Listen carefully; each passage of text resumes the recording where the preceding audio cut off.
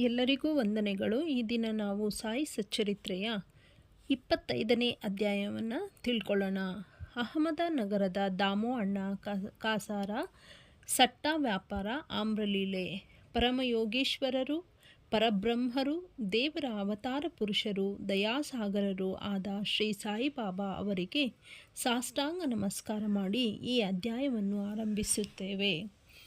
ಆತ್ಮರಾಮರು, ಮಂಗಳದಾಯಕ ವಿಷಯಗಳ ತವರುಮನೆಯೂ ಯೋಗ ಸಂಪನ್ನರೂ ಆದ ಶ್ರೀ ಸಾಯಿಯವರಿಗೆ ಜಯವಾಗಲಿ. ಸಾಯಿಬಾಬಾ ಯಾವಾಗಲೂ ಕರುಣಾಸಾಗರರಾಗಿದ್ದರು. ಮನಃಪೂರ್ವಕವಾದ ಭಕ್ತಿಯೊಂದೇ ಅವರಿಗೆ ಬೇಕಾದುದು.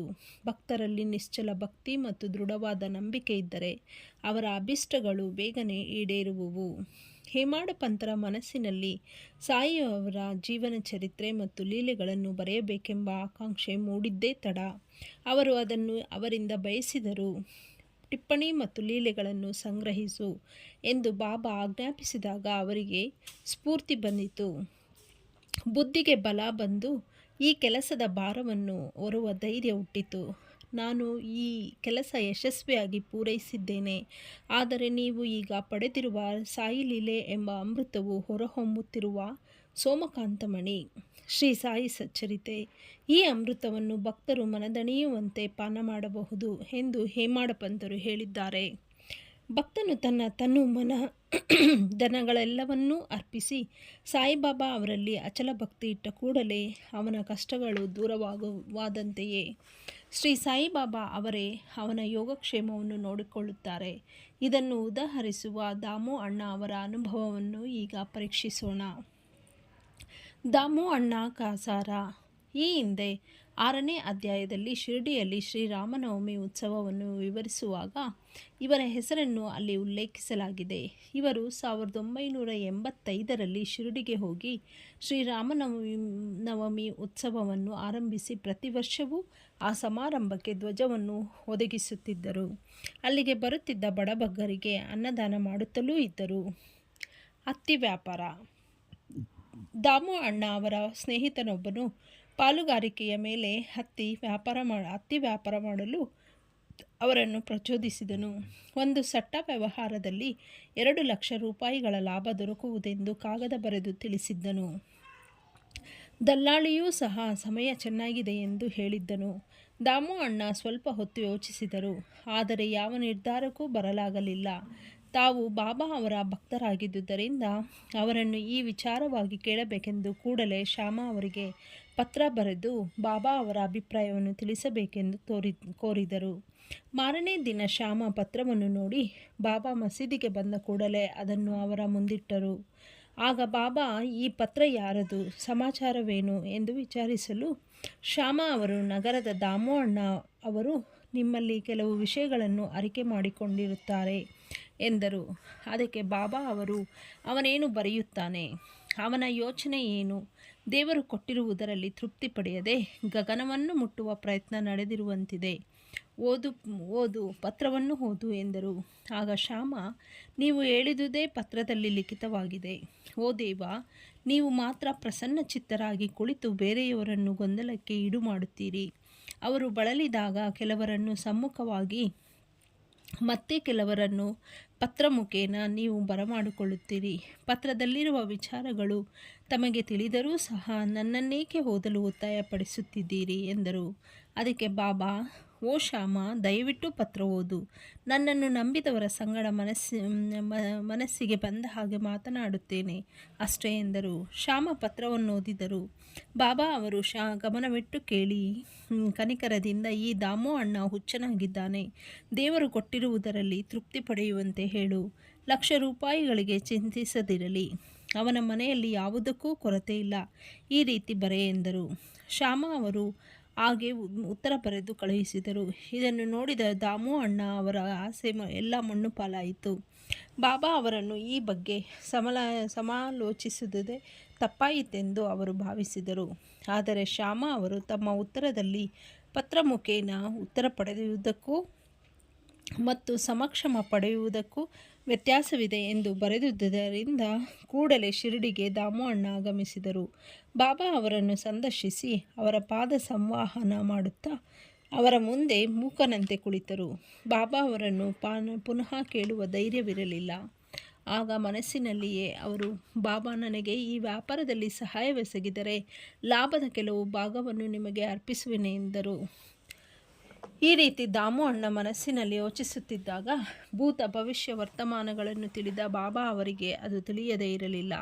ಮಗುವು ರುಚಿಯಾದ ಪದಾರ್ಥಗಳನ್ನು ಆಶಿಸುತ್ತದೆ, ಆದರೆ ತಾಯಿ ಕಂದನ ಆರೋಗ್ಯಕ್ಕಾಗಿ ಕಹಿ ಕುಳಿಗೆಗಳನ್ನು ತಿನ್ನಿಸುತ್ತಾಳೆ. ಹಾಗೆಯೇ ಬಾಬಾ ದಾಮು ಅಣ್ಣ ಕಾಸಾರ ಅವರ ಇಂಗಿತವನ್ನರಿತು, ಬಾಪು, ನಾನು ಪ್ರಾಪಂಚಿಕ ಭೋಗ ವಸ್ತುಗಳ ಗೊಂದಲದಲ್ಲಿ ಲಾಭದ ಹಂಚಿಕೆ ಸಿಕ್ಕಲಿಚ್ಛಿಸುವುದಿಲ್ಲ ಎಂದರು. ಬಾಬಾ ಅವರ ಅಸಮ್ಮತಿಯನ್ನು ನೋಡಿ ದಾಮು ಅಣ್ಣ ವ್ಯವಹಾರವನ್ನು ಕೈಬಿಟ್ಟರು. ನಂತರ ದಾಮು ಅಣ್ಣ ಅಕ್ಕಿ, ಗೋಧಿ ಮುಂತಾದ ಕಿರಾಣಿ ಪದಾರ್ಥಗಳ ವ್ಯಾಪಾರ ಮಾಡಲಿಚ್ಛಿಸಿದರು. ಆಗಲೂ ಸಹ ಬಾಬಾ ತಮ್ಮ ಅಂತರ್ದೃಷ್ಟಿಯಿಂದ ಅವರ ಇಂಗಿತವನ್ನು ತಿಳಿದು, ನೀನು 1 ರೂಪಾಯಿಗೆ ಇದು 5 ಶೇರಿನಂತೆ ಕೊಂಡು 7 ಶೇರಿನಂತೆ ಮಾರಬೇಕಾಗುತ್ತದೆ ಎಂದರು. ಆದುದರಿಂದ ಅದನ್ನು ಕೈಬಿಟ್ಟರು. ಮೊದಮೊದಲು ಧಾನ್ಯಗಳ ಬೆಲೆ ಏರಿದವು. ಬಾಬಾ ಅವರ ಮಾತು ಸುಳ್ಳು ಎಂಬಂತೆ ದರ ಹೆಚ್ಚಾಗುತ್ತಲೇ ಇದ್ದವು. 2-3 ತಿಂಗಳ ನಂತರ ಚೆನ್ನಾಗಿ ಮಳೆಯಾಯಿತು. ಎಲ್ಲೆಲ್ಲಿಯೂ ಮಳೆಯಾಗಿ ಒಮ್ಮೆಲೆ ಧಾನ್ಯಗಳ ಬೆಲೆ ಇಳಿದವು. ಧಾನ್ಯ ಶೇಖರಿಸಿದ ವರ್ತಕರಿಗೆ ನಷ್ಟವಾಯಿತು. ದಾಮು ಅಣ್ಣ ಅವರ ಸ್ನೇಹಿತನಿಗೆ ಹತ್ತಿ ಸಟ್ಟ ವ್ಯಾಪಾರದಲ್ಲಿ ಅಪಾರ ಹಾನಿಯಾಯಿತು. ಆದರೆ ದಾಮು ಅಣ್ಣ ಪಾರಾದರು. ಇದರಿಂದ ದಾಮು ಅಣ್ಣ ಅವರಿಗೆ ಬಾಬಾ ಅವರಲ್ಲಿ ಭಕ್ತಿ ಮಿಗಿಲಾಯಿತು. ಗೋವಾದ ಮಾಮಲೆದಾರರಾದ ರಾಳೆ ಎಂಬುವರು ಬಾಬಾ ಅವರಿಗೆ ಶ್ಯಾಮ ಅವರ ಹೆಸರಿನ ಮೇಲೆ 300 ಮಾವಿನ ಹಣ್ಣಿನ ಪಾರ್ಸಲ್ ಕಳುಹಿಸಿದ್ದರು. ಅವೆಲ್ಲವೂ ಒಳ್ಳೆಯ ಹಣ್ಣುಗಳಾಗಿದ್ದವು. ಬಾಬಾ ಅವುಗಳಿಂದ 4 ಹಣ್ಣುಗಳನ್ನು ಮಾತ್ರ ತೆಗೆದುಕೊಂಡು ತಮ್ಮ ಮಣ್ಣಿನ ಗಡಿಗೆಯಲ್ಲಿ ಇಟ್ಟರು. ದಾಮು ಅಣ್ಣ ಅವರಿಗೆ 3 ಪತ್ನಿಯರು. ಅವರ ಹೇಳಿಕೆ ಪ್ರಕಾರ 2 ಇದ್ದರೆಂದು ತಿಳಿದು ಬಂದಿದೆ. ಆದರೂ ಸಂತಾನ ಇರಲಿಲ್ಲ. ಅವರೇ ಸ್ವತಃ ಜ್ಯೋತಿಷಿಯಾಗಿದ್ದು ತಮ್ಮ ಜಾತಕವನ್ನು ನೋಡಿ ತಮಗೆ ಸಂತಾನ ಪ್ರಾಪ್ತಿ ಇಲ್ಲ ಎಂದು ಮನಗಂಡಿದ್ದರು. ಆದರೆ ಬಾಬಾ ಅವರಲ್ಲಿ ಅವರ ನಿಸ್ಸೀಮ ಭಕ್ತಿ. ಮಾವಿನ ಹಣ್ಣಿನ ಪಾರ್ಸಲ್ ಬಂದು 2 ತಾಸಿನ ಮೇಲೆ ದಾಮು ಅಣ್ಣ ಅವರು ಮಸೀದಿಗೆ ಪೂಜೆ ಮಾಡಲು ಬಂದರು. ಆ ಹಣ್ಣುಗಳು ದಾಮ್ಯಾನವು ಅವನೇ ಅವುಗಳನ್ನು ತಿಂದು ಸಾಯಲಿ ಎಂದು ಬಾಬಾ ನುಡಿದರು. ಇದನ್ನು ಕೇಳಿ ದಾಮು ಅಣ್ಣ ಅವರಿಗೆ ದಿಗಿಲಾಯಿತು. ಆದರೆ ಆಗ ಅಲ್ಲಿಯೇ ಇದ್ದ ಮಹಲ್ಸಾಪತಿ ಅವರು, ಮರಣವೆಂದರೆ ನಾನು ನನ್ನದು ಎಂಬ ಅಹಂಕಾರದ ಸಾವು. ಅವನ್ನು ಬಾಬಾ ಅವರ ಪಾದಗಳಿಗೆ ಅರ್ಪಿಸಿದರೆ ಪರಮಸುಖ ದೊರೆಯುತ್ತದೆ. ಆದುದರಿಂದ ಹಣ್ಣುಗಳನ್ನು ಸ್ವೀಕರಿಸು ಎಂದರು. ಪೂಜೆ ಮುಗಿದ ನಂತರ ದಾಮು ಅಣ್ಣ ಮಸೀದಿಗೆ ಬಂದು, ಈ ಹಣ್ಣು ಹಿರಿಯವಳಿಗೆ ಕೊಡಬೇಕೋ ಅಥವಾ ಚಿಕ್ಕವಳಿಗೂ ಎಂಬುದು ತಿಳಿಯಲಿಲ್ಲ ಎಂದು ಬಾಬಾ ಅವರಿಗೆ ಹೇಳಿದರು. ಆಗ ಬಾಬಾ, ಚಿಕ್ಕವಳಿಗೆ ಅವುಗಳನ್ನು ಕೊಡು. ಆಮ್ರಲೀಲೆಯಿಂದ ನಿನಗೆ 4 ಗಂಡು ಮತ್ತು 4 ಹೆಣ್ಣು ಮಕ್ಕಳಾಗುತ್ತವೆ ಎಂದು ಆಶೀರ್ವದಿಸಿದರು. ಕೆಲವು ಕಾಲ ಗತಿಸಿತು. ಬಾಬಾ ಅವರ ಮಾತು ಸತ್ಯವಾಯಿತು. ಜ್ಯೋತಿರ್ವಿದ್ಯೆಯ ಮಾತು ಸುಳ್ಳಾಯಿತು. ಬಾಬಾ ಸಮಾಧಿಯಾದ ನಂತರವೂ ಕೂಡ ಅವರ ವಾಕ್ ಮಹಿಮೆಯನ್ನು ಮೊದಲಿನಂತೆಯೇ ಎಲ್ಲರೂ ಅನುಭವಿಸಬಹುದು. ನನ್ನಲ್ಲಿ ನಂಬಿಕೆ ಇಡಿ. ನಾನು ಇಹಲೋಕವನ್ನು ತ್ಯಜಿಸಿದರೂ ಸಹ ನನ್ನ ಸಮಾಧಿಯಲ್ಲಿರುವ ನನ್ನ ಎಲುಬುಗಳು ನಿಮ್ಮ ಯೋಗಕ್ಷೇಮವನ್ನು ನೋಡುತ್ತವೆ. ನನ್ನನ್ನೇ ಯಾವಾಗಲೂ ಸ್ಮರಿಸಿರಿ. ನನ್ನಲ್ಲಿ ನಂಬಿಕೆ ಇಡಿರಿ, ನಿಮಗೆ ಒಳ್ಳೆಯದಾಗುತ್ತದೆ ಎಂದು ಸಾಯಿಬಾಬಾ ಹೇಳಿದ್ದಾರೆ. ಪ್ರಾರ್ಥನೆ. ಹೇಮಾಡ ಪಂತರು ಪ್ರಾರ್ಥನೆ ಮಾಡಿ ಈ ಅಧ್ಯಾಯವನ್ನು ಮುಗಿಸಿರುತ್ತಾರೆ. ಓ ಸಾಯಿ ಸದ್ಗುರುವೇ, ಭಕ್ತರ ಕಲ್ಪತರುವೇ, ನಿನ್ನನ್ನು ಮತ್ತು ನಿನ್ನ ಪಾದ ದರ್ಶನವನ್ನು ಮರೆಯದಂಥ ಶಕ್ತಿಯನ್ನು ನೀಡು. ಈ ಸಂಸಾರವೆಂಬ ಅಲೆಗಳ ಮಧ್ಯೆ ಸಿಕ್ಕಿ ತೊಳಲುತ್ತಿರುವ ನಮಗೆ ಮುಕ್ತಿ ದೊರಕಿಸು ದೇವ. ನಮ್ಮ ಇಂದ್ರಿಯ ಚಾಪಲ್ಯವನ್ನು ದೂರ ಮಾಡಿ ನಮ್ಮನ್ನು ಅಂತರ್ಮುಖರನ್ನಾಗಿ ಮಾಡಿ ಆತ್ಮವನ್ನು ಅರಿಯುವಂತೆ ನಮ್ಮನ್ನು ಮಾರ್ಪಡಿಸು. ಇಂದ್ರಿಯ ನಿಗ್ರಹ ಶಕ್ತಿ ಇಲ್ಲದೆ ಹೋದರೆ ಆತ್ಮಜ್ಞಾನ ಪಡೆಯಲು ಅಸಾಧ್ಯ. ಪುತ್ರ, ಮಿತ್ರ, ಕಳತ್ರ ಯಾರೂ ನಮ್ಮ ಅಂತ್ಯದಲ್ಲಿ ನೆರವಾಗಲಾರರು. ಮುಕ್ತಿ ಮತ್ತು ಆನಂದ ದೊರಕುವುದು ನಿಮ್ಮ ನೆರವಿನಿಂದ ಮಾತ್ರ.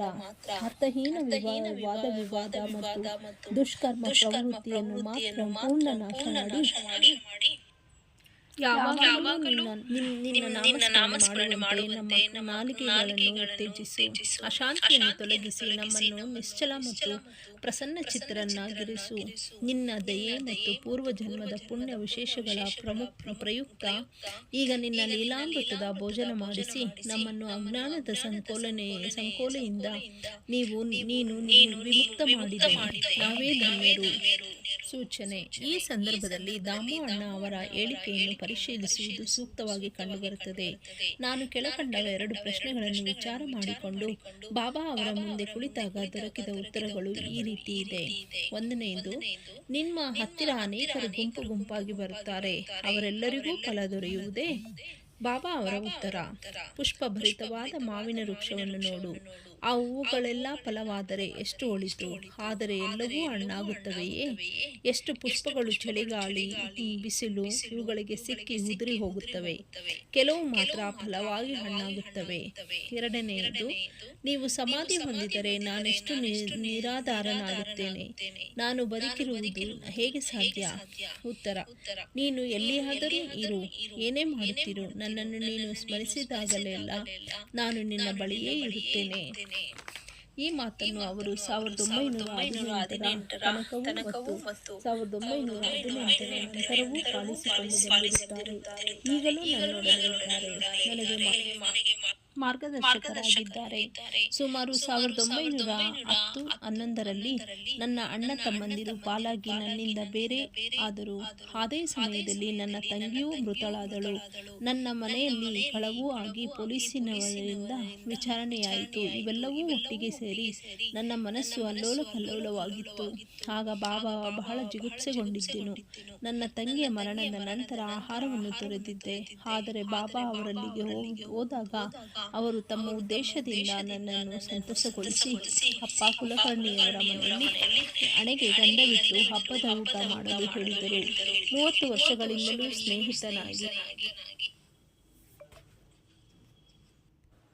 30 ವರ್ಷಗಳಿಂದಲೂ ಸ್ನೇಹಿತನಾಗಿ ನನ್ನ ಜೊತೆಯಲ್ಲಿಯೇ ಇದ್ದ ಒಬ್ಬನು ನನ್ನ ಪತ್ನಿಯ ಆಭರಣದ ಪೆಟ್ಟಿಗೆಯನ್ನು ಮತ್ತು ಅವಳ ಮಂಗಳದಾಯಕ ಮೂಗುತಿಯನ್ನೂ ಸಹ ಕದ್ದನು. ಆಗ ನಾನು ಬಾಬಾರವರ ಫೋಟೋ ಮುಂದೆ ನಿಂತು ಕಣ್ಣೀರಿಟ್ಟೆನು. ಮರುದಿನವೇ ನನ್ನ ಸ್ನೇಹಿತನು ತೆಗೆದುಕೊಂಡು ಹೋಗಿದ್ದ ಎಲ್ಲ ವಸ್ತುಗಳನ್ನು ಮರಳಿ ತಂದುಕೊಟ್ಟು ನನ್ನ ಕ್ಷಮೆ ಬೇಡಿದನು. ಶ್ರೀ ಸಾಯಿ ಪ್ರಣಾಮ. ಎಲ್ಲರಿಗೂ ನನ್ನ